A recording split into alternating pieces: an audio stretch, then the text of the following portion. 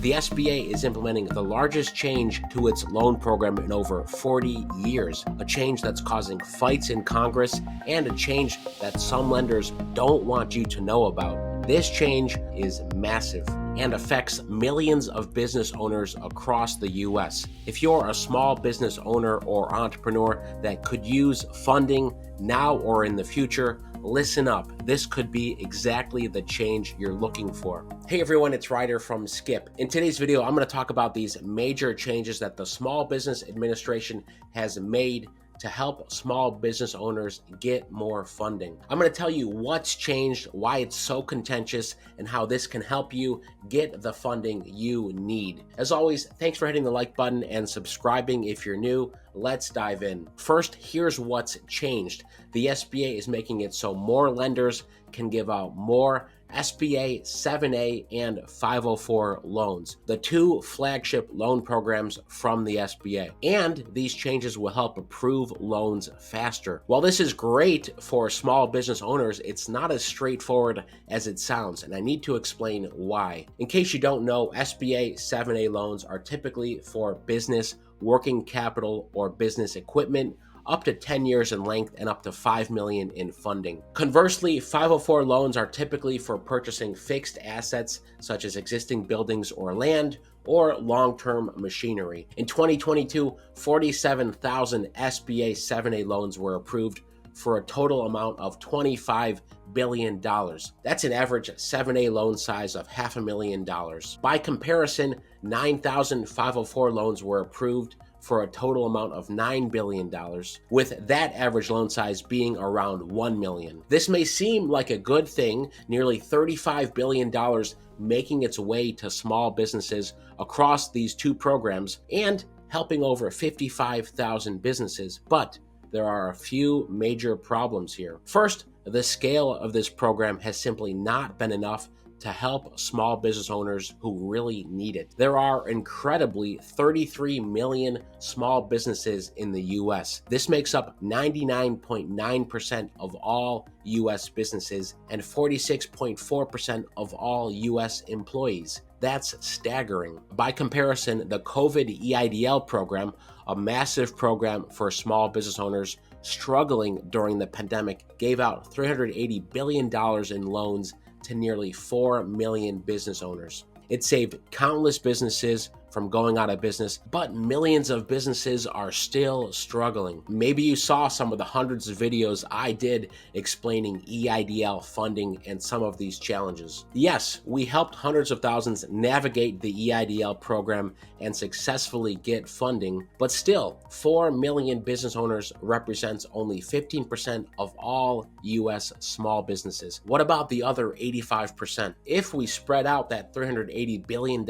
over 2 years, that represents $190 billion per year. That's 5 times the current level of 7A and 504 loan volume. The second problem with the SBA loan program has been that the majority of loans have been distributed by a small number of lenders. In fact, this has been the real deep-rooted problem. On August 17, 1981, the SBA published a proposed rule imposing a moratorium on licensing new SBLCs. These are the small business lending companies approved by the SBA to give out SBA loans. And since then, over 40 years ago, only 14 SBLC licenses have existed. That's concentrated SBA loan control into a small number of companies' hands and has severely limited the options small businesses have. Remember what it was like trying to get a taxi cab prior to Uber and Lyft? For most folks, this was a pain, and in fact, many just didn't bother because they figured they would not be able to get a ride. It's similar for small businesses who find themselves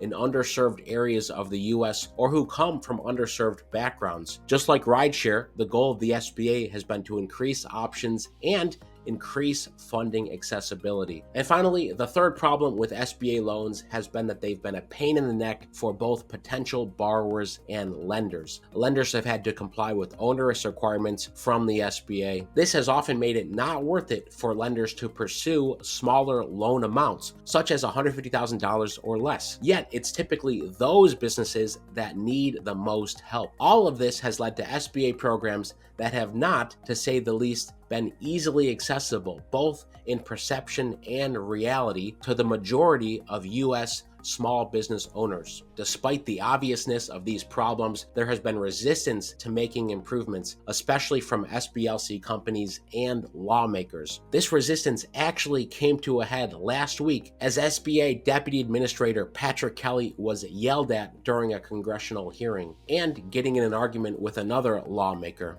So why were these lawmakers pushing back so much? Well, the stated reasons to be expected were around potential risks, such as risks of approving more lenders, risks of increased fraud, or small business defaults. However, reading between the lines, there was likely a protectionist aspect at play, with some lawmakers more concerned about protecting the business interest of those 14 companies that have SBLC licenses and, frankly, are profiting quite well. Despite all this backlash, the SBA's rule changes have made it through to approval, and here's why I think these changes are finally happening. First, the SBA, without a doubt, is now mainstream. I'd venture to guess there's not a small business owner in the US who doesn't know what the SBA is and that they provide small business loans and assistance. Second, small business owners coming out of the pandemic still need help, both in direct funding and business assistance. So finally, here's what's been changed and how you can use these changes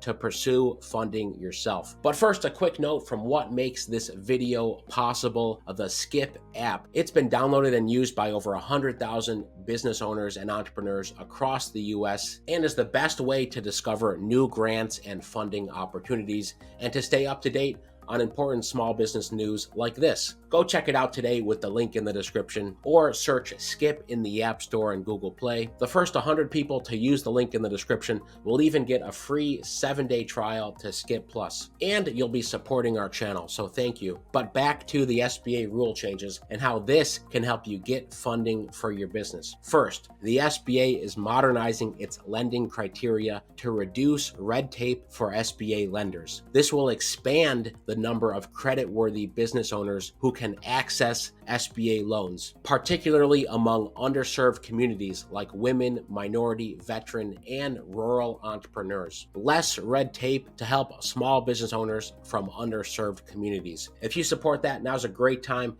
to hit the like button to show your support. It will help get the word out to people who may be able to benefit from these changes. The second change is the SBA has lifted the moratorium on SBLC licenses. Over 40 years later, it's finally happened. That means more lenders will exist, giving more options to borrowers who are seeking smaller dollar loans. And as an added bonus, the SBA has even made permanent another pilot program that encouraged nonprofit lenders to participate in SBA borrowing, the Community Advantage Program. And finally, the SBA has given lenders more flexibility to make decisions and increase limits, all in an effort to help more lenders provide more capital to deserving small business owners. So what's ahead? Well, this isn't the end of the news. The SBA has announced 2 other major changes that will make the 7A and 504 programs even better. They'll be rolling these out later in 2023. And if you're curious